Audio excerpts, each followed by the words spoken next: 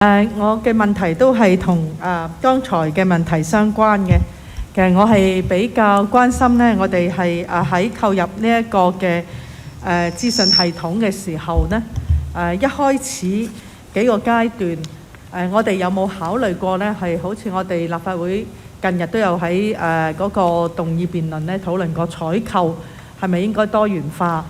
漸漸地喺一啲新嘅資訊科技係可以有多啲嘅選擇。咁當然第一，我哋一定要從服務質量去睇啦。第二呢，亦都要從安全係數去睇。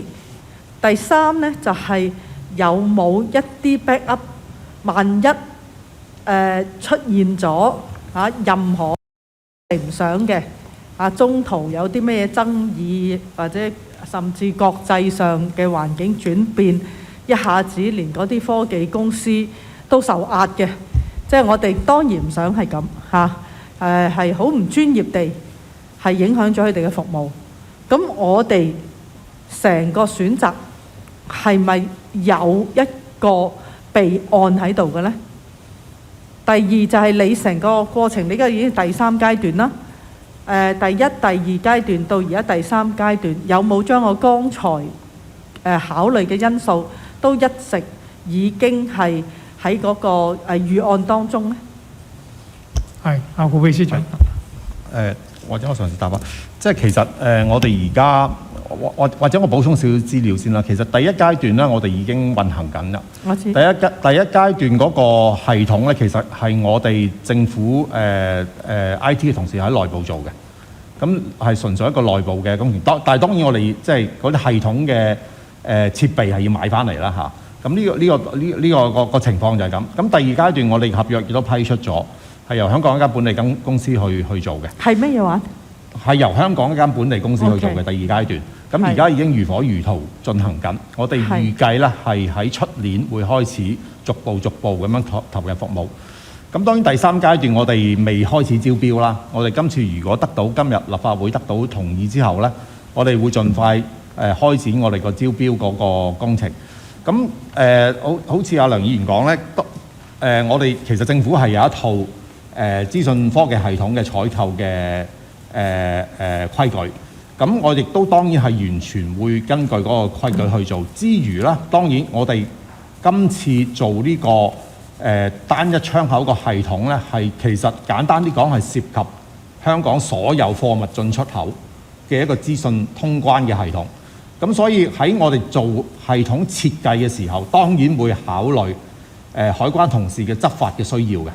咁呢個係喺我哋系統設計裏邊咧，已經考慮咗相關嘅因素，而從而咧即係我哋對嗰個系統嗰個設備嘅要求咧，亦都會喺個標書嗰度適當咁反映翻出嚟。係，主席嗱，我相信第一階段、第二階段到而家第三階段咧，國際形勢已經係急劇變化。可能以前我哋對於你哋嘅採購政策咧，一定冇今日嗰個關注嘅程度咁高嘅。嗱，曾經我哋聽過，亦都落去了解過一啲部門嘅採購嘅時候，佢話現有嘅規則就係基於 WTO 嘅一啲規定嚇，咁所以咧就係一個完全會沿用翻以往你哋嘅採購政策。咁所以我想喺呢一度咧，主席，我想咧係特別提出咧，其實即係 WTO 嘅規則喺好多嘅國家成員國咧，佢哋喺採購一啲咁重要嘅資訊科技嘅時候呢，佢嗰啲嘅criteria 比分嘅 criteria 咧，佢都係會加上我剛才講嘅，係嘛？你自己當地嘅安全係數啦，仲有如果係一個可以係平等嘅情況底下，你會鼓勵你自己當地嘅一啲發明自己一啲嘅產品服務嘅產品，由小養到佢大，即係我哋希望我哋鼓勵自己當地嘅一啲 information technology。